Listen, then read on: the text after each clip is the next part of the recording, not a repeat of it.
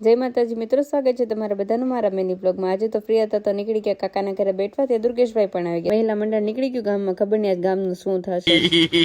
જો છે ને નાના બાવલા કઈ પણ રમવાની વસ્તુ મળે ને એટલે અમે રમવા વળગી જ જઈએ।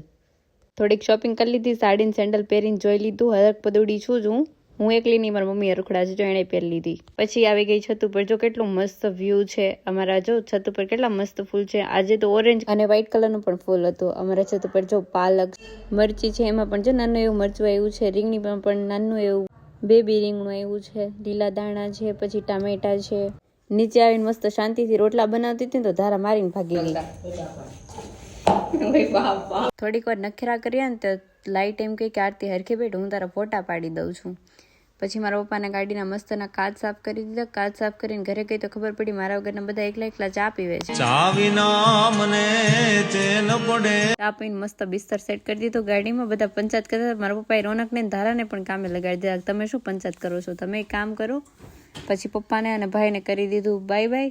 તો ફાઇનલી ગાઈસ, આજનો દિવસ પણ પૂરો। તો લાઈક, શેર એન્ડ સબસ્ક્રાઈબ કરવાનું ના ભૂલતા। Bye bye, take care.